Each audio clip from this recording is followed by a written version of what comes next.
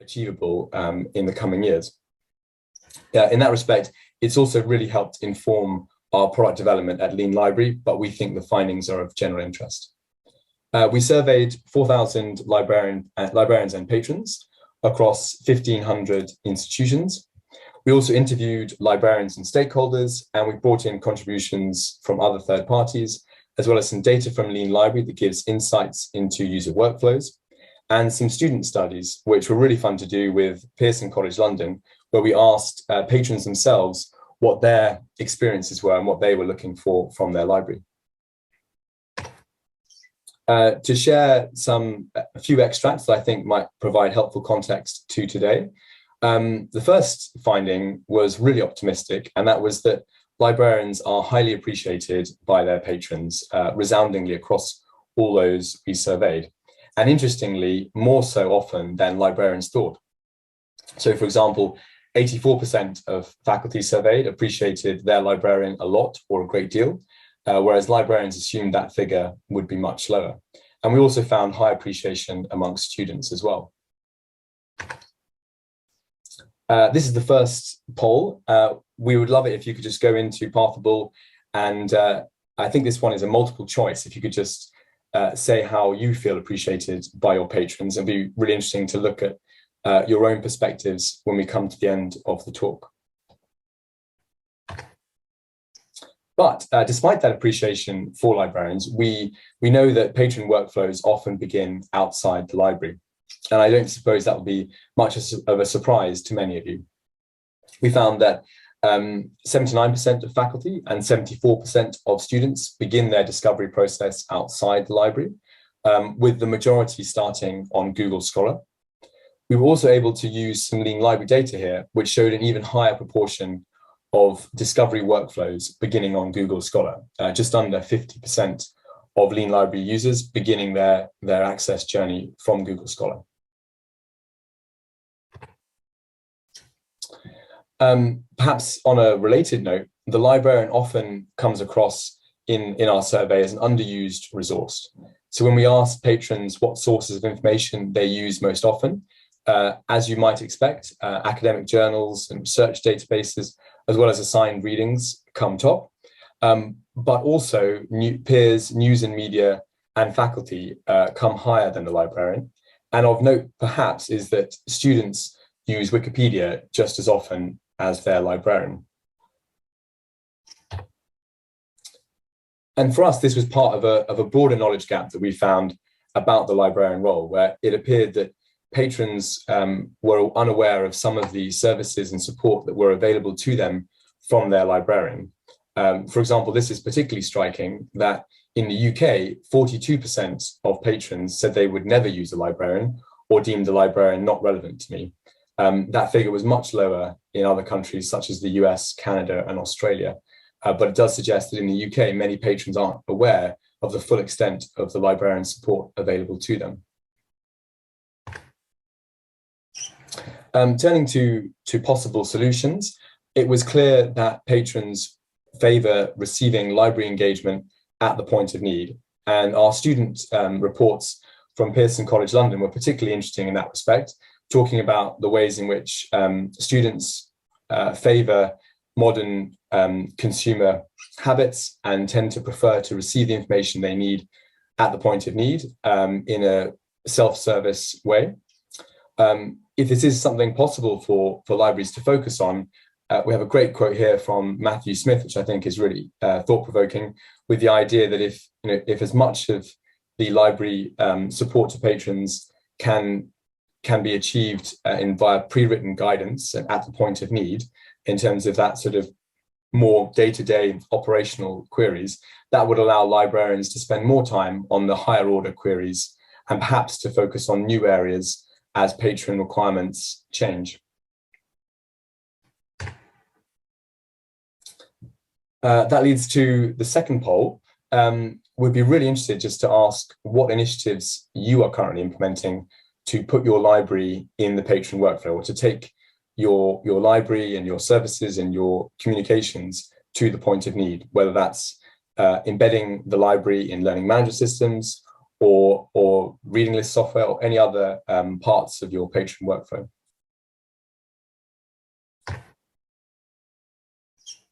The final question for us, which was particularly exciting for Lean Library, was that when we asked patrons and librarians whether they would adopt a comprehensive digital application of their library, librarians were overwhelmingly positive, and even more so were patrons.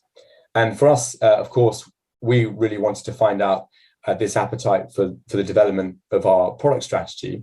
But actually, we think this is a much broader finding, because there are many ways of achieving this goal. It doesn't have to be through a browser extension as we would do at Lean Library.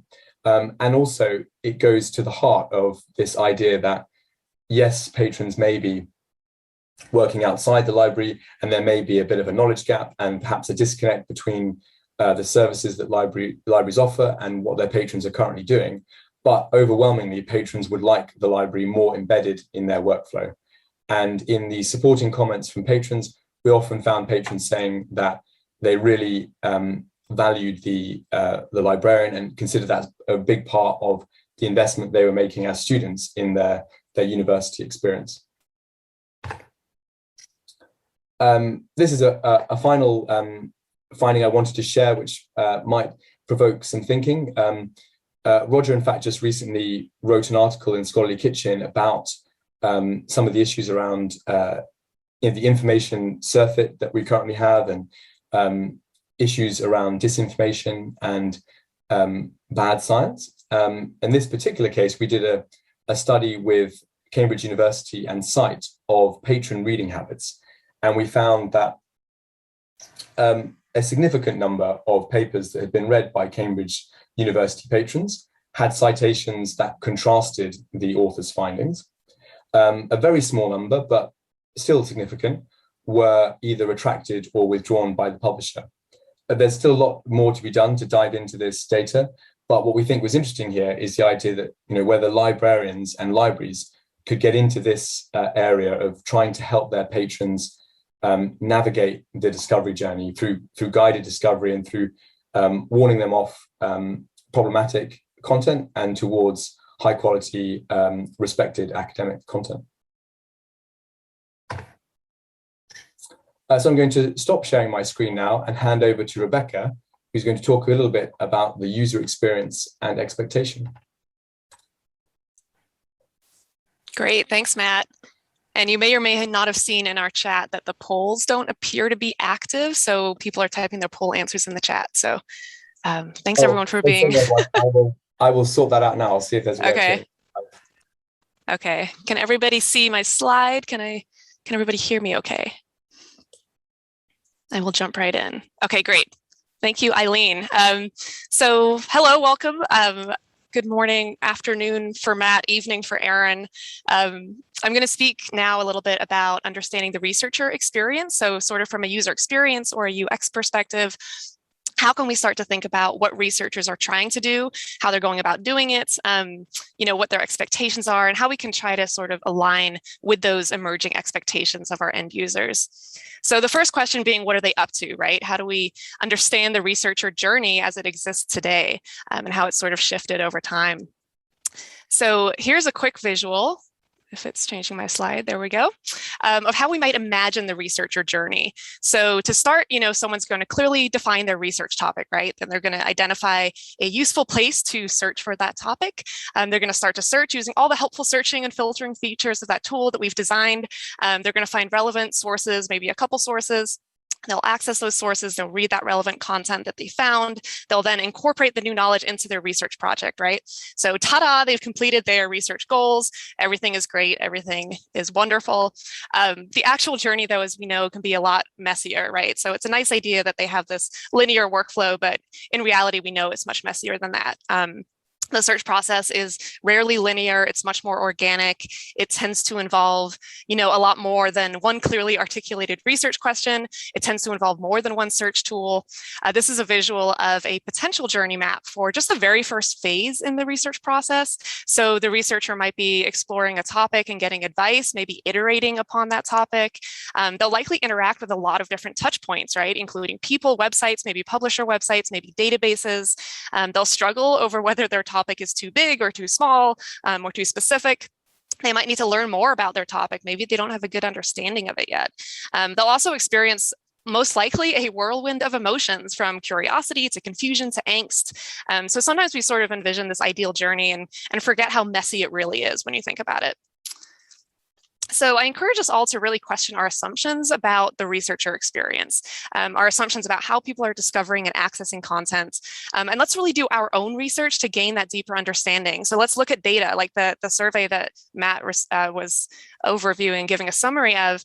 That's the type of stuff that we want to be doing. We want to look at that data. We want to talk to people. We want to observe actual behaviors of what people are doing, and always be learning. So how might we better understand researcher workflows and researcher expectations as they're going through the research process? I again encourage all of us to do our own user experience research for our particular audiences. Things can be very different from country to country, from library to library or institution, though there is some data out there that can tell us a little bit and kind of get us started. For one thing, I think we could probably all agree that the library is not the center of the universe for most people, right?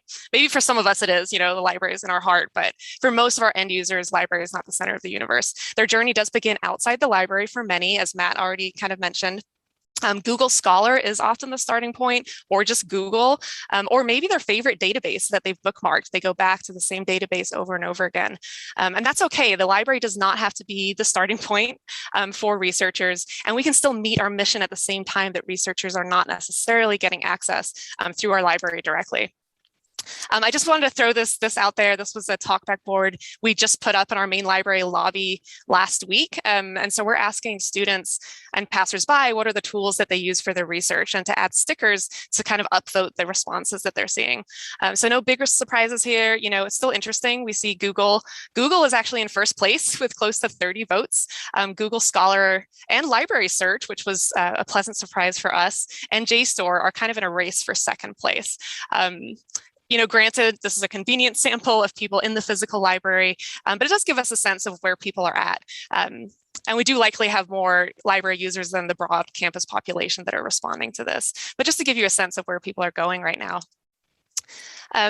And as we think about user expectations, they are really formed in people's daily lives. So as people go about their academic, their professional, their personal lives, doing so much of it online, especially the last couple of years, subconsciously, they're developing expectations around their experience. So as they're searching for content, they're discovering new content, they're interacting with content.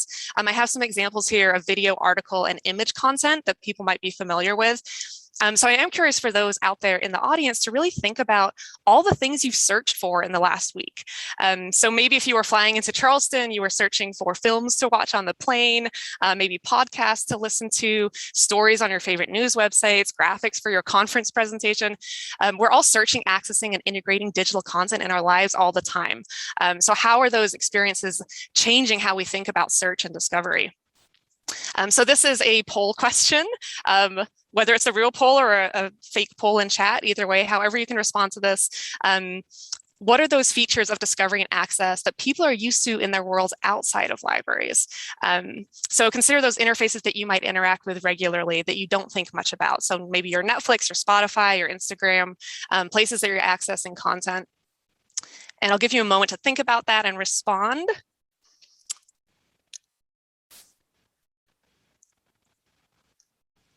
I like to do a 7-second pause. Some of the examples of things you might think about are personalization.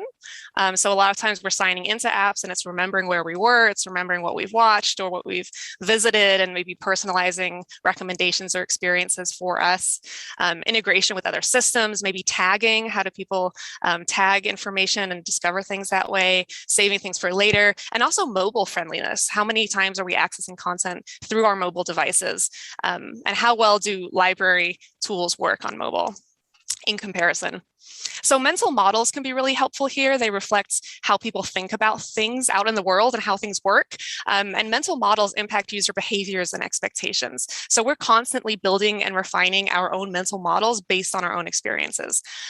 So given that people have all these experiences out in the world daily, they have a pretty clear mental model of how search and access works. So many of them are going to believe, I should be able to search and retrieve relevant results fast. I should be able to access and use content from anywhere, including on my mobile device. And another speaker this morning mentioned, persistent access. Like people expect that things should not disappear. They should be persistent and available to them. And that's just how the world works, right? That's just how things are. That's what people expect. But while we can say these kind of generalities around mental models, once you get into the weeds of how things are working, you kind of quickly realize how complex humans are, how they approach the world, their research, their decision making. It's really not simple, and it's not that consistent either. So user expectations and experiences change pretty rapidly. A UX researcher, Indy Young, talks a lot about thinking styles. These reflect the various mindsets and approaches that people might have, and they're really important to consider in your design decisions. So for researchers, 2 thinking styles come to mind as I think about this. A more exploratory researcher might say, I'm curious, I'm exploratory, I'm building my knowledge. But a more task-oriented researcher might say, I'm focused, I'm task-driven, I'm on a deadline. These are very different approaches to research, and let's consider them both as we're considering ways to improve, both of those experiences, which can be quite different. To sort of illustrate these thinking styles a bit further, I'm going to share a couple quotes inspired by recent conversations I've had with actual researchers that I've interacted with through user interviews and usability testing. So I asked an information science grad student who's graduating in December with their MLS where they start their research. They said that they always start with Google Scholar and then they go down the rabbit hole. And at first I thought, the rabbit hole, that's a bad thing. They like the rabbit hole. So they actually get lost in the rabbit hole, kind of like it. And that's their process. So you can see how this person is, curious and engaged in that process of building new knowledge. To shift, here's a very different example. So this was a PhD medical student I spoke with just a couple weeks ago. And they said, I have PubMed on speed dial. So I basically just use PubMed for everything. So here's an example of someone whose workflow is almost entirely in just that one search tool because of their specific research area and because it's what they're used to. They're also usually, focused and task driven, and they want to get what they need and then move on to other things. So less exploratory, more task driven. The journey will really vary because not all researchers are the same. So some are going to use navigation and browsing options. So your filters, your headings, your advanced searching features. Others are going to use purely keyword searching. That's all that they know. Some people are going to use one tool, like our PubMed enthusiasts, and others are going to use many tools. So they will, jump between tools. Some are going to use things like Mendeley and RefWorks to manage their citations. We've also seen people save all their articles just in tabs in their browser, and that's how they access them, so they can never close their browser. So very different types of behaviors, right? Some don't consider privacy aspects and will happily accept cookies when prompted. Others are using private browsers and they're questioning anything that's asking them for their data. So journey may vary. So this is really hard, right? How do we design for these emerging expectations and all of these potential possibilities? So here are some UX principles to just keep in the backs of our minds as we're making decisions around designing things related to discovery and access. So we want things to be useful, to be usable and findable. We also want them to be accessible and inclusive. So think about that access from mobile. From the talk this morning, think about the student that's in the McDonald's parking lot that's trying to do their research. How do we make it inclusive and accessible? And also valuable, providing that value back to the user. So in order to do this, we need to practice some things. We need to be curious about researchers' existing experiences and how things are going for them. We need to be humble in knowing what we don't know, and also deep listeners really committed to learning more. I encourage us to be experimental, to try new approaches, test them out, see how they do. And let's adapt to the changing environment and see if we can be, proactive rather than reactive to continue to meet our mission in the new landscape. And let's also be systems thinkers. So really recognizing the kind of squiggly nature of discovery and those interdependencies and the connections between various systems that researchers might encounter. So to wrap things up, we know that we need to adapt our services, our discovery systems, how we provision access, and how we align with those mental models of today's researchers and their approaches, their expectations, their experiences. So how might we do that? I'm just going to leave you with that question. Thank you so much. I'm 1 minute over time, so I'm going to stop sharing my screen and hand it over to Aaron, I believe.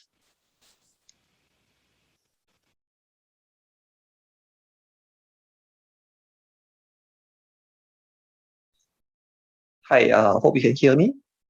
So let me share my screen, share the slides. Hi, Aaron here. So I'm going to talk about library developments in access and discovery in the last 15 years or so. Rebecca has given a very interesting and nuanced look at finding out what types of roles and tasks that our users want us to support. But I think traditionally, the library has supported users in two major roles.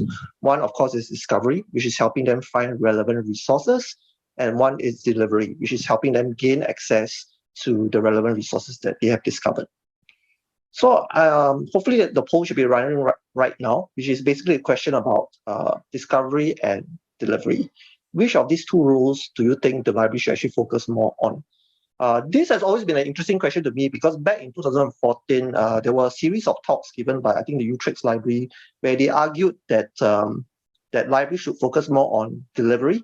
And they basically talked about thinking the unthinkable. That basically, I think their thesis was that the library has already lost the discovery war and we should focus more on delivery. So this is now like 6 or 7 years down the road. So I'm very curious to see what the librarian crowd here thinks about the importance of supporting discovery versus delivery.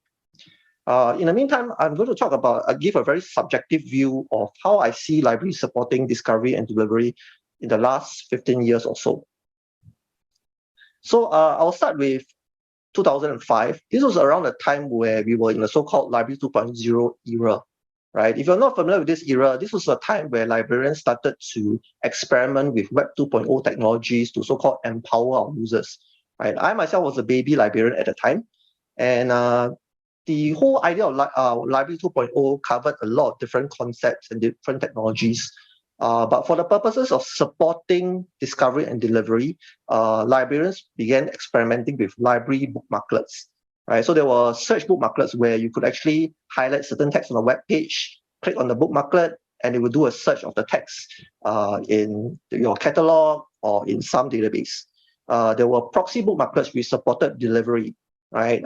If you click on it, it will append the proxy stem to the web page and hopefully give you access through your through a proxy server, right? And people also started experimenting with custom toolbars, right? I myself actually experimented with a DIY custom toolbar called Conduit toolbar. You can see the middle screenshot. And basically what it did was that it would install a toolbar in Internet Explorer, which was dominant at that time. There would be a couple of useful links that you could define for your users. And there would be a custom search bar where you could put in defined searches. So back then, actually, I put in our library catalog, various databases that we had access to. So this tool basically helped to support both discovery as well as delivery. And of course, there's the tool called LibX, which was actually a project by Virginia Tech. And it was actually a library custom toolbar that librarians could use to create editions for their own libraries. It was, in my opinion, ahead of its time. It had a lot of functionality, right? It could actually hot link ISBNs, ISSNs, DOIs, PMIDs, and when you click on those links, they will actually resolve these identifiers through your link resolver. Or the later versions even supported Summon, the discovery service. You could highlight, say, an ISBN on the web page, and it would actually overlay the results with Summon results. So you could see whether the library had access to those books. You could right-click and add a proxy. So it actually supported a lot of features. But by 2010, most people were declaring Library 2.0 dead. There were various reasons, but one commenter suggested that Library 2.0 was basically librarians playing with tools. There was no end goal in mind, right? At the same time, by 2010, Internet Explorer toolbars were associated with malware, right? So nobody would actually install custom toolbars. The next era that I'll talk about is what I call the discovery wars. Right, this was a period where libraries began to roll out so-called web-scale discovery services. Summon was actually launched in 2009, followed by other competitors like EDS, Primo Central, OCLC, WorldCat Discovery, and so on. Right. So I think most of you are very familiar with this whole web-scale discovery service. The main thing I will comment is that when it first launched, one of the major issues with it was that it was optimized for discovery search. But if you try to do known item search, you will actually run into problems. So if you're looking for a book or some rare collection, there was a high chance you would get newspaper articles, book reviews. You'll be flooded with results that you did not want, right? So this was an example where libraries or the library discovery services focus on discovery over access, right? Of course, today the algorithms are much better tuned, but even then you'll still hear people complaining on Twitter about how if they can't find a book, but instead see book reviews. People have introduced ideas like the library bento box idea, which divides the results into boxes of content, which will help a little with the known item search. And by 2015, ProQuest actually acquired Exlibris. I will put this as a time where the library discovery was kind of ended, partially because by then the product was kind of mature. The product class was mature. And secondly, I would say that by then there were more discussions about so-called the library platform services, where, discovery was just one of the modules that went with it. Right. I think one of the lessons that we learned during the library discoveries was, as I like to call them, is that I think back then there was this hope that web-scale discovery service would counter the rising popularity of Google Scholar. Right? But as you've seen from Matt's report and Rebecca's research, that basically our users still want to start outside the library homepage. Right? They want to start at Google Scholar, they want to start at PubMed. So web-scale discovery, while it was an important development for our users, it wasn't enough to pull our users back to our homepage. The next development is the rise of open access and access broker extensions. Right, I think around 2013 or so, people started to realize that there was a lot of open access copies out there. Right, so it became worthwhile to actually do a search and try to check whether there's a free copy out there. Tools like Google Open Access Button, DOAI, OADOI, which is now known as Unpaywall, started to launch. Right, of these tools, I think Unpaywall is the one that actually became very popular. And basically what these tools do is that, as you are familiar, they help you find OA material. You install a plugin in your browser. Now this is likely to be Chrome. And you land on some journal article homepage. It will automatically search for an open access article and provide a link to the PDF. This was followed by other extensions that built on this, right? So extensions started to emerge that would show you full text of papers that you had access to via your institutional access, right? So things like Google Scholar Button, Lazy Scholar, they would also provide links to PDFs that you would have through your institution. And of course, this was eventually followed by commercial and startup companies like Lean Library, Componio, which today is known as EndNoteClick, as well as LibKey, Nomad. Right? So this period basically was a focus on delivery, right? And I think this is a period where we see a lot of companies coming in and providing very focused services. And today, we're still very early in this era of access broker extensions, as they call it. But I think today most academic libraries do support this to some extent. For example, Google Scholar, you can see on the Google Scholar button has been downloaded over 3 million times on the web store for Chrome, and Componio has been downloaded over 1 million times, and the remaining ones have been downloaded 100,200 over times. So you can see the rising popularity of such access broker browser extensions. The last thing actually happened in parallel, which is basically the increased publisher focus on delivery and access. There are many reasons for this. For example, Roger himself actually wrote a very influential piece showing how access to full text of journals wasn't seamless. There were a lot of barriers. Similarly, in 2016, Sci-Hub became very popular for various reasons. And analysis has shown that Sci-Hub is being used not only by users who have no legal access, but a lot of researchers who have legal access to full text are preferring to actually use Sci-Hub because of convenience. Right, so obviously this led to alarm bell ringing. And basically, people started to realize that the way we provided access to full text was probably not as seamless as it should be. And we see a lot of initiatives like RA21, Resource Access for the 21st Century. Google supported CASA, the Campus Activated Subscriber Access, and Get FTR started to roll out. So these are basically improvements in authorization and authentication technologies for journal articles. So right now we are still very early in this whole phase where we are focusing on delivery. But one of the interesting questions I've been pondering is, because most of these access brokers like Lean Library, Third Iron, LibKey, Nomad, and EndNoteClick, they began their life by providing value to users in the delivery aspect. So in the future, if these improvements in authentication and authorization technology becomes accepted, and libraries are starting to support, say, seamless access, what value would these broker extensions bring? I think part of the answer is this. Firstly, most of these improvements actually focus on journal articles, so that there might still be a place to provide delivery access for non-journal articles. Secondly, I think more importantly is that they should take a leaf from the Library 2.0 ideas back then, right, to provide support of discovery.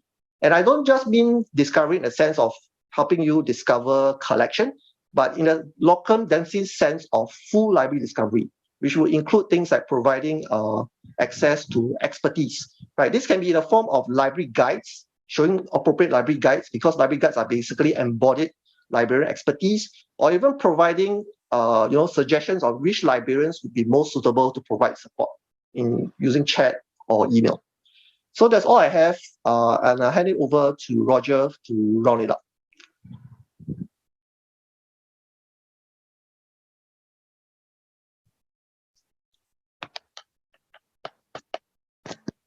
Oh, wow, that's weird. Okay, that's like looking in a mirror. I'm not going to do that.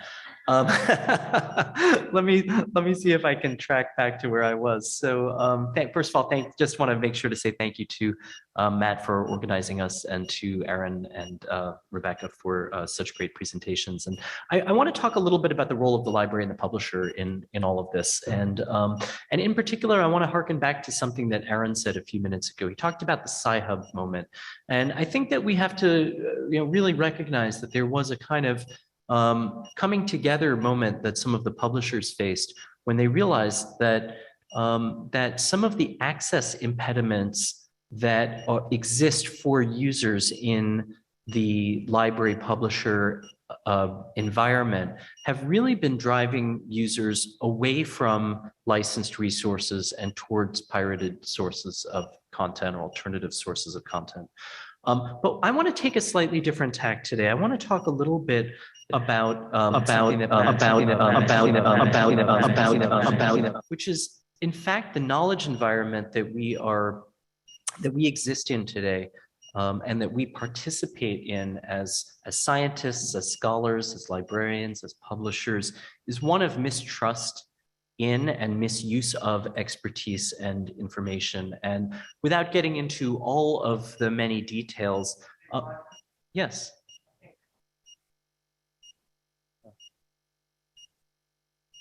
Have they found me? Just keep going. Okay. And openness adds complexity to this environment in the sense that preprints have played a huge role in the in both the positive communications and some of the challenges around scientific communications during the pandemic, et cetera. And I want to argue that information workers of all kinds have a role to play in addressing this dynamic, in trying to sort through what parts of our scientific and scholarly communication system are really fit for purpose in an environment where knowledge has been increasingly politicized. And so I think as it bears on our conversation today about workflow, I want to suggest that that we all have actually a shared goal here. Our shared goal, this is how I would describe it anyways, to provide sufficiently intuitive and seamless enough workflows and value-added services so that users find validated versions of knowledge and the right services to use them effectively. That's a lot of words, but what I'm trying to get at is that through the workflows that we create for our users, we either enable them to get to the right information or make it harder for them to get to the right information and services. And I think that's a really, I think thought about that way, it's less about piracy or open or anything like that, and much more so about how we can bring our users to the knowledge that's good for them to have.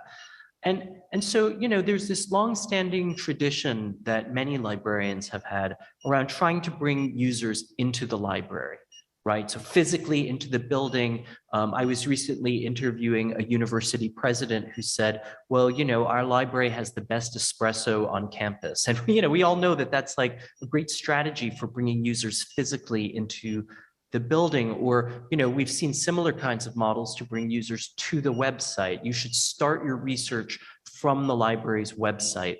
And yes, if users would start from the building, if users would start from the website, there's all sorts of opportunities to help them find the the right knowledge, the right information, the right services. But I think we're seeing, and some of my colleagues on the panel, I think, have really nicely illustrated some of the challenges to actually achieving those. We're never going to get 100% of users in the building. We're never going to get 100% of researchers or students to start their research from the library website. And so that raises all sorts of questions about opportunities to think differently about, from the library perspective, about putting library services elsewhere, embedding them into a user's workflow.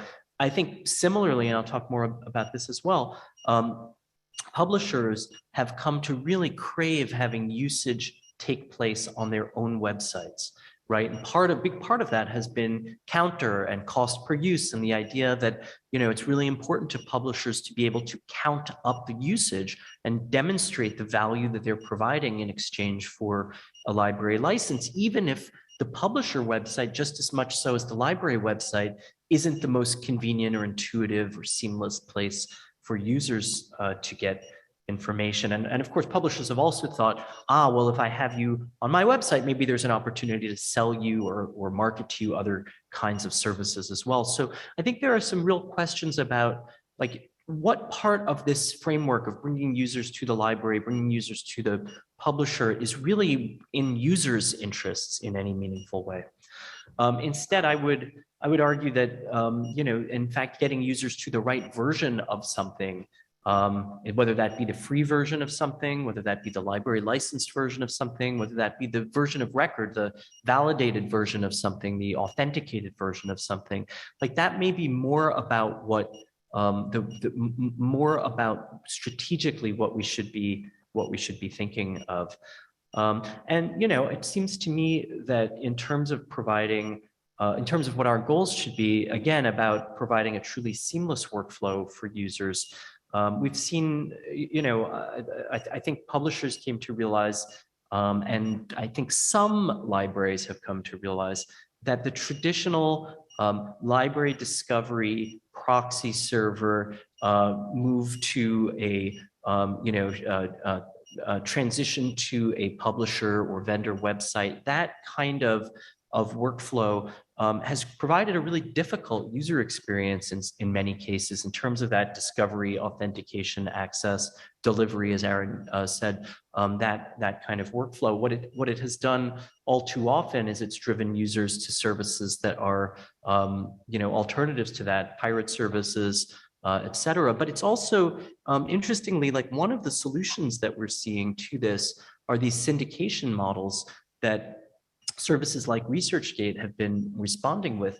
We could bring all the content here to ResearchGate and just have the users come to one single place. And that's something that I've been, I've advocated for and I've worked on in a variety of ways, but also represents a very, very different kind of model, a less decentralized model. And so I think what we have to kind of think through as we're addressing workflow is all of the different, again, another set of strategic issues around whether we can, what a truly seamless workflow would look like.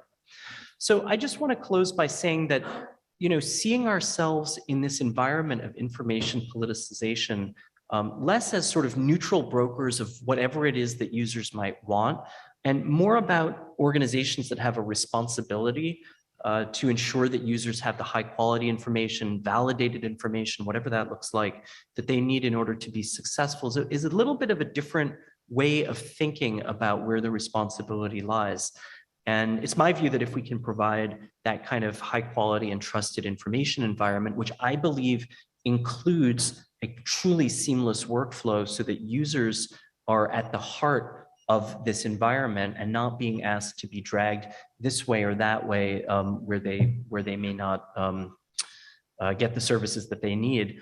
That environment that's centered on them, I think, is absolutely essential to that dynamic. So I am going to close there and turn things back over to Matt, who has some questions, I think.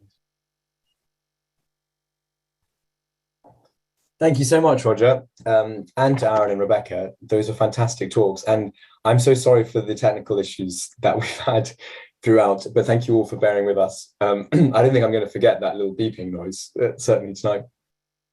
With regard to the polls, I was able to synthesize all of your kind responses in the Pathable chat.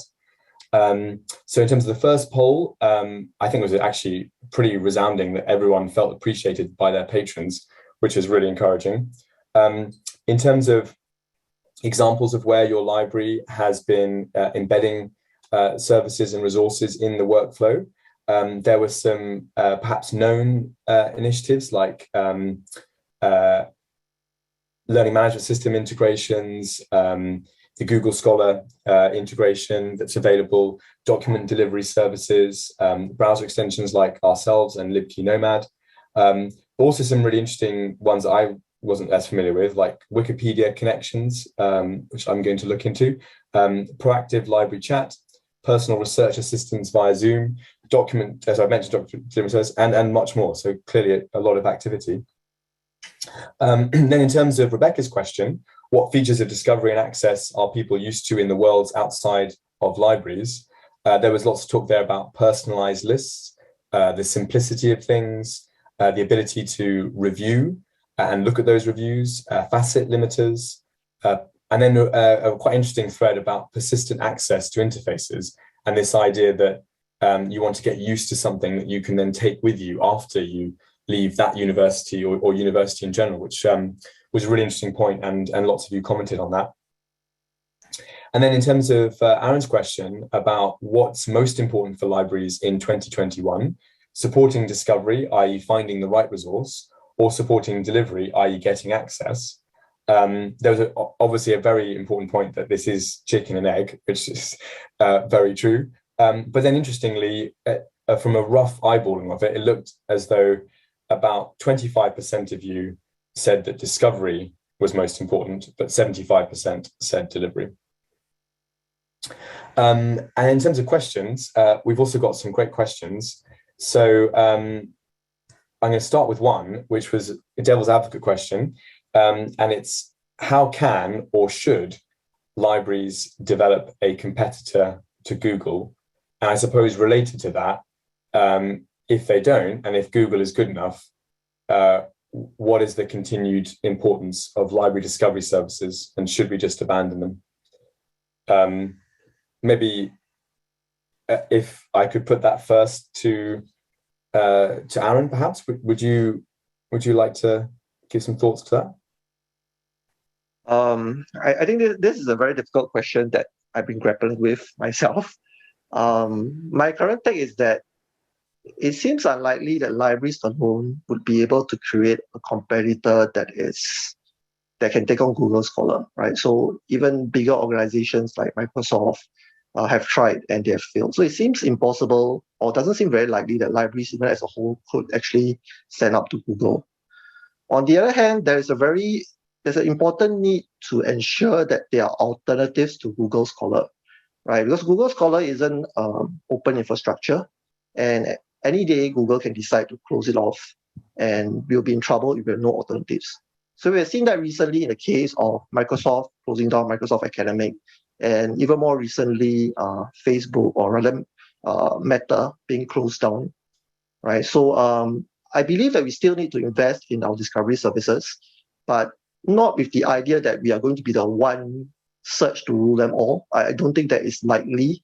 But we need to actually differentiate our services, right? We don't have to compete in every area with Google Scholar, but there are some things that we can do better, and we should actually focus on that. I think some people have thought about the idea of having a hyper-localized search engine that serves your community well, that Google Scholar can't match, because Google Scholar has to focus on the broad set of users. Yeah. I hope that answers the question. Yeah. Thanks so much, Aaron.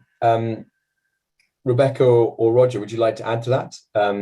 If not, we have lots of great questions. So,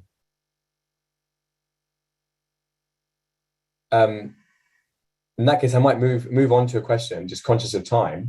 There was a conversation in the Pathable chat about usage should not be the arbiter of value. And I thought it'd be interesting to ask your perspectives on what should be the arbiter of value. How should we work out what value looks like in terms of how patrons use library resources. And perhaps this could be one to maybe Rebecca to start with, or Roger. Yeah, it's a really tough question, not just for, access to resources and how we measure the value of our, that delivery and access component of the library mission. But one thing that I think libraries always struggle with is we tend to measure what's easy to measure and not so much measure what matters, because measuring what matters is much, much harder. So it's much easier to count things and look at value and look at numbers than it is to do that more qualitative research that, for me, often tells a better story about the value of libraries than some of the quantitative metrics that are easier to get. So I'll just throw that out there, that how do we really think about, and I don't have the answer for this, but just what is it that really matters? What is the value proposition of libraries? And how do we really tie into student success and tie into researcher productivity and tie into community engagement and, the public health of our communities and how we've, provided resources during COVID as one example, but you can't do that based on numbers oftentimes. So I think that's one of the challenges. Thanks so much, Rebecca. And actually that point about the mission gives me a good excuse to bring Roger in. Because Roger, you've talked about how the mission of the library is not about buildings and collections, but who librarians serve. I just wondered if you wanted to make any comments on that and what you think the practical implications would be of shifting the library mission to that more user-centered approach.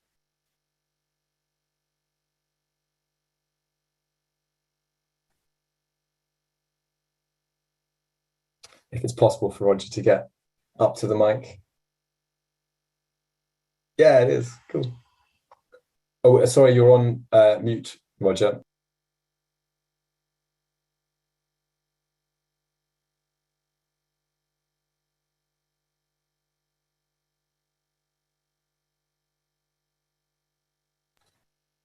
Sorry, Roger, we can't hear you. I'm trying to ask to get you unmuted. Human, the human element of the work, and the fact that, yes. Oh, okay. No, thank you for letting me know. So, I think that we often center our thinking around content or collections, and obviously, for good reason.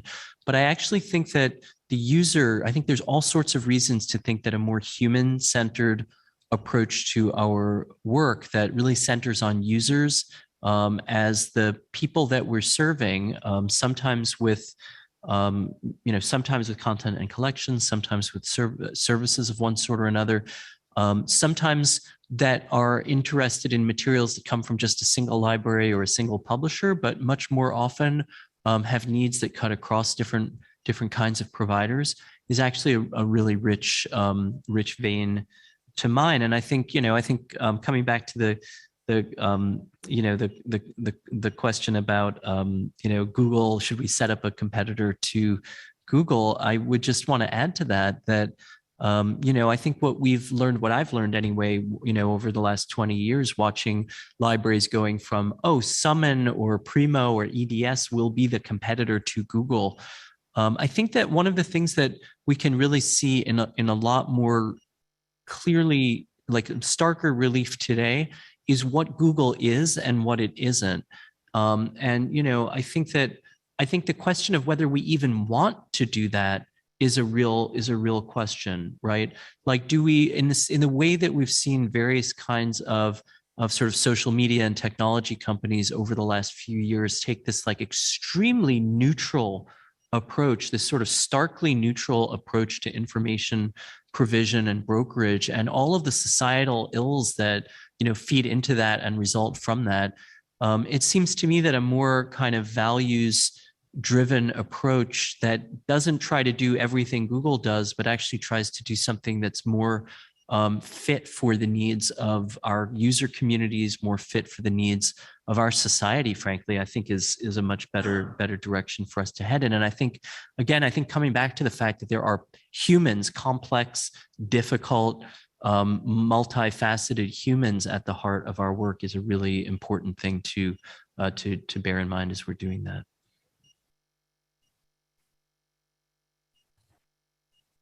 Thanks so much, Roger. Actually, there's a great question that came in that Rebecca, I think would be ideal for you, if you don't mind, which is that you showed in your presentation that there's such a wide range of users and their approaches and workflows are different. So how might you accommodate that if you want to take a user-centered approach? Right. And like I said, it's hard, but I can give a very specific example. Just from the last couple of weeks, we've been doing usability testing of our health sciences library website. And one of the things we were testing is access to PubMed. So we knew we actually were joking in our team that, 70% of users that's all they want is to access PubMed from the site. So let's just make the website a big button that takes people to PubMed. So what we ended up doing is we did put a big button to take people to PubMed on the homepage under the search bar. And then we did usability testing, and we went in assuming, people are going to see this button, they'll click on it. I think it was only one. And I think we had 7 people that we did testing with, and 1 out of the 7 found the button and clicked on it. The other people used the site search, and they used the Primo search, which was on the homepage. And we did have someone go to the all health sciences databases. So 4 different potential paths to find PubMed. So what we did, and what we had sort of preemptively done ahead of time, because we knew that people have these different behaviors, is we put it in all these different places so that people could find it. So we had to customize our site search. So our Google custom search is our site search, and we can add promotions to that. So based on keywords, we can look and have triggering keywords that pull up particular promotions in our site search. So we've done that for our top 30 or 40 databases that people are searching for. We've also added Primo recommended resources. So if people search PubMed and Primo, they can get that access directly, as opposed to trying to make sense of sometimes the Primo results for databases directly are not the most intuitive. So we're looking at all these different access points and making sure that we are paying attention to them, and we are testing things with different people. So we're testing with students, we're testing with faculty, and we are really questioning those assumptions. So it can be done where you pay attention to the different types of users and make sure you're putting things at the point of need, which came up, I think, very early on in this conversation with Matt, and thinking about point of need and where are those places in the workflow that people are going. And you can't create or design for everyone, but you can design for most people and aim for that inclusivity and thinking about all the different people, the different devices, the different browsers, and the different ways that they're approaching their research, and try to speak to that. Thank you so much, Rebecca. So sadly, I think in a bit we're going to get kicked out. So I'm going to take the opportunity to thank Rebecca, Aaron, and Roger now for their really insightful talks, and also for everyone for participating so much in Pathable. And again, apologies for all the technical issues. I've put our slides in Pathable there for those of you that wanted them, and I will ask Roger as well for his, and we'll add them in there later on as well. If we do have 30 seconds left, since we have so many great questions, there is one to Aaron that I would love to ask, which is, when you look at those proxy bookmarklets and some of those innovations that maybe were too ahead of their time, is there one innovation from that you think might come back now, or should come back now in 2021 and beyond? I mean, back then during that era, there were like a lot of wild ideas. I think the one that I really liked, which I think is now integrated in your new coming up service, is the idea of being able to get a second opinion in your Google Scholar. You click a button and it will overlay with a set of results from, say, a discovery service or for any database that you specify. So I personally like that approach. I was actually playing with a plugin that actually did that, but of course it never really panned out. So that would be one of the features that I thought would be probably interesting to have right now again. Yeah. Thanks so much, Aaron. Super quick and just in time. I think we're going to get kicked out in seconds. So we better leave it there. But thank you so much, everyone. It's been a great conversation.